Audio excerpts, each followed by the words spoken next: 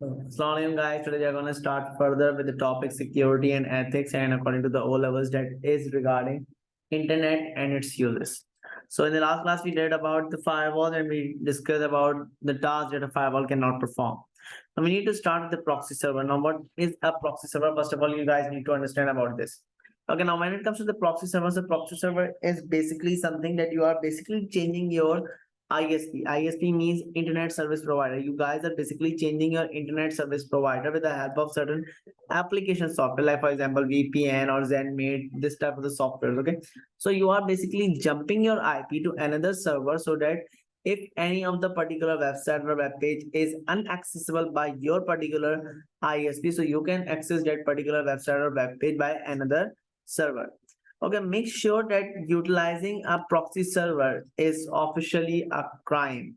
That's not legal. The reason is because you are utilizing the services of a particular web server without their prior knowledge or without their prior information. So you are not allowed to do that.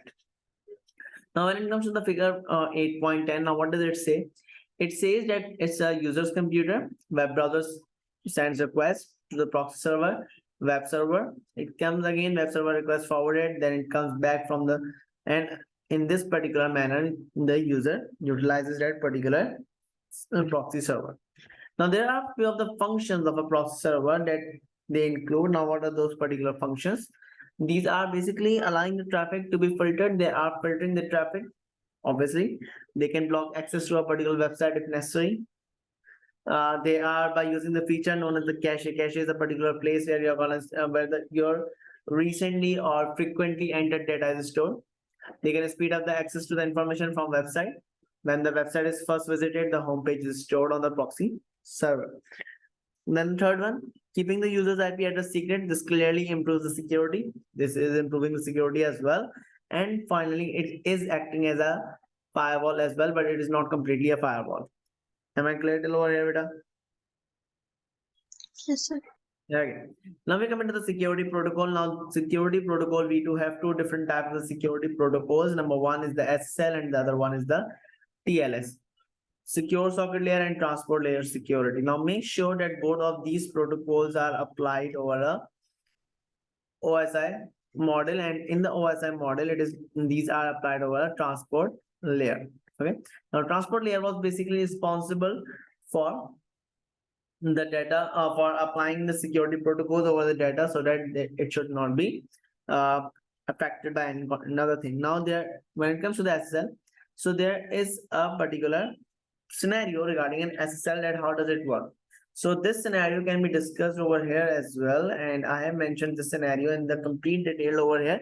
The reason why I have mentioned over here, the reason is because it is frequently asked in your O levels as well as your AS level, that how an SSL works. So when it comes with the SSL, so SSL is sort of a particular digital certificate that each and every website or web page is having, so that they can authenticate themselves. Now, as soon as I'm going to search for a particular website on my web browser will, for example, I'm going to search for the Facebook. So my web browser will send the message, or you may say, will ask the Facebook server to identify itself. Now, how it is going to identify itself? It is going to identify itself with the help of by the help of the SSL certificate. Now the web server will be sending the copy of the SSL certificate to the web browser. Now web browser will check it out whether whether the certificate that has been sent to me is authenticated or not. Once it has been authenticated, so what's going to happen? It is going to come to the okay. Once it has been authenticated, now what is going to happen? Now it will ask the server, you may say, it will send the server a message, okay, your SSL certificate has been authenticated. Now just after that, a two-way communication will begin. So it's the same thing that is written over here, like I can read it for you guys. User enters a particular website or web page on a web browser. Browsers request the website to identify itself by sending a copy of SSL certificate. Okay. Browser authenticates the certificate if it matches two-way communication begin. Matches means that if it is authenticated, then obviously a two-way communication is will begin. Now moving ahead, just after this, coming back to the book. Now you may see that these are the things that are written over here regarding SSL. That when it comes to the SSL, so we have just discussed these few steps over here. The user's web browser sends a message so that it can connect with the required website, which is secured by SSL. The web browser then requests the web server identify itself. The web server responds by sending a copy of its SSL certificate to the web browser. If the web browser can authenticate the certificate, it sends a message back to the web server to allow communication to begin. And finally, once this message is received, the web browser acknowledges the web browser and the SSL encrypted two-way data transfer begins. So this was the same thing that I mentioned over there. Now, when it comes to the TLS, so TLS is the transport layer security, and it is the older version of the protocol. Just hold on.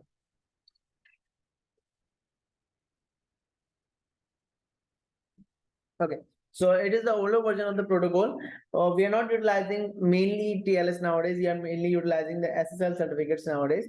But when it comes to the TLS, so in an O-level paper, it has been asked as well that define the functionality of the TLS. So what is the functionality of the TLS? It is the similar as it comes with the SSL. Just in place of SSL, you need to place up a TLS. जो आपका working SSL की है, similarly वही working आपके पास TLS की भी है. Now moving ahead towards, there are two protocols, or you may say there are two layers when it comes to the TLS. That's the record protocol, and the other one is the just hold on, guys. There is prayer going on. Just give me a break for 2 minutes.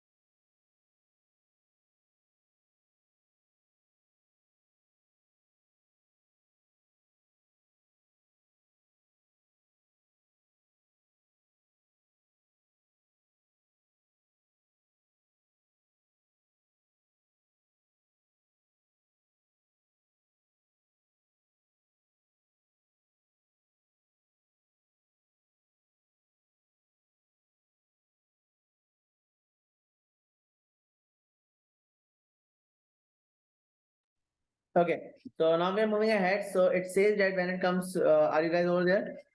Anas, Ashina, but are you guys there? Okay. So now as we are moving ahead, so there are two protocol layers in the TLS, the record protocol and the handshake protocol. Now, what does the handshake protocol do and what does the record protocol do? Record protocol says that you may transfer the data with or without encryption. It's your choice whether you need to encrypt that particular data or not.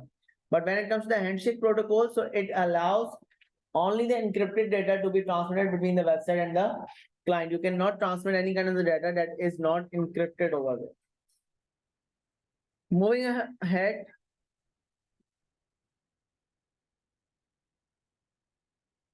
Now we come to the next phase that is regarding the computer ethics. Now, what are the computer ethics? Always do remember that there are only 3 computer ethics that you guys need to do that. It's for the O as well as for the AS level. Now, when it comes to the O level, so computer ethics, there are 3 computer ethics in all. Number one, intellectual property rights. For example, my system is placed over here or my cell phones are placed over here. So you are not allowed to take it away with you. Okay. You cannot take that particular thing. So that is known as the intellectual property right. Then we do have the privacy issues. Now, what are the privacy issues? Privacy issue is something that whether I have applied a password over my file or not, but you're not allowed to access that without my knowledge or without my permission. The reason is because that's my private thing and you are not allowed to go ahead with it. And finally, effects of the computer on society. Now, there are few of the good effects as well as there are few of the bad effects on the society as well for a computer. Like for example, the usage of the computer has largely affected the jobless persons. The reason behind is because most of the persons are losing the job as they are not aware of how to operate a system, so they won't be able to operate it. So that's the reason they are jobless now. But it's a good thing as well that the accuracy of your work has been increased a lot. Like for example, if the accuracy earlier was 95%, now it has been increased to 99% or 98% or 97%. 1% I left. The reason behind it because there are human error as well. Okay. Now moving ahead, the interesting part. The ACM. What's an ACM? ACM, it's an Association for Computer Machinery and IEEE, Institute of Electrical and Electronics Engineering. They have published few of the code of the ethics that you need to follow. Now, these are 10 code of the ethics that you need to know. You do not need to learn them by heart, but the thing is that you should have an idea about it because it might be asked in your paper. For the O levels, from 2005 till the date, it has been never been asked. Okay, it has never been asked till now. But when it comes to the AS levels, so it has been asked repeatedly. Now, what does the first one says? To accept responsibility in making decisions consistent with safely, healthy, and welfare of the public, and to disclose prominently the factors that might endanger the public or the environment. Whenever you are creating a particular thing, basically it's a hardware or a software, so it should be in the interest of the persons. And if there are any kind of the dangers according to that particular hardware or software, so it should be clearly mentioned on that particular product that these are the harmful effects of this product. So be aware of these things. Like for example, on in the medicines, it's written that make sure to keep it away from the kids. Make sure to keep it in the cold places. So these are the instructions given over there. So similarly, you need to do it over here. For the second one, it says to avoid real or perceived conflicts of interest whenever possible and to disclose them to affected parties when they do exist. Like if there are small issues, then just neglect that. But whenever you get a chance to disclose that to the concerned person only, you can disclose that as well. To be honest and realistic in stating claims or estimates based on the available data. You need to be honest with that. To reject bribery in all its forms in any of the format. To improve the understanding of the technology, its appropriate applications and potential consequences. That means how are you going to do that? There is a manual given over there with some of the hardware so that you can get more details about it. So that is the thing that you need to do it over here as well. Then for the six, it says to maintain and improve our technical competence and to understand technological tasks for others only if qualified by training or experience or after full disclosure of permanent limitations. Okay. Then for the seventh point, to see except similarly, these are the three more. You just go through this and then we can move ahead. If you're finding any kind of difficulty, please let me know. Anas and Nashina, better just go through this.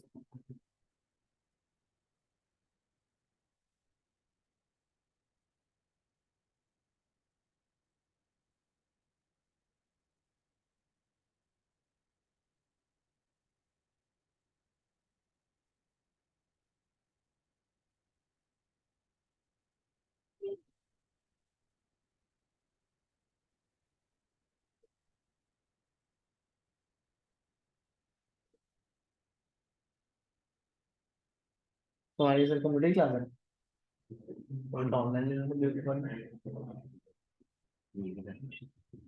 अजीब इंसान जब late भी हो गया सब कुछ तो online मिलता है आईडी पासवर्ड है ना तुम्हारे पास सर ये सारे एथिक्स हैं। ये कोड ऑफ एथिक्स है आपके पास. Ethics are these things. These are ethics, and these are the code of the ethics that are designed by ACM and IEEE. They may be asked in your paper. They may be asked in your paper. Okay, कितने marks का question आता है? like it may be around 4 to 5 marks, not more than that. So you need okay. 4 to 5, like have a concept about 6 or 7, so that you can, like for example, this one is quite easy to reject the bribery. Okay, this one is be realistic. Okay, this one is easier one, that you need to inform about all the potential threats or the dangers about your product. So तो these, basically point two point लिखना होता है. yeah, obviously point to point. Okay. Okay, we did with the type of the software licensing, freeware, free softwares and sharewares. Okay, and that's the end to this topic for your O levels, and for the AS levels, this is the end as well. AS level students are requested to kindly rejoin back, as I'm just closing this class. Kindly rejoin back so that I can make you sure about from the book that we have done all the subtopics as well of this topic. Okay, thank you so much, guys. Allah Hafiz.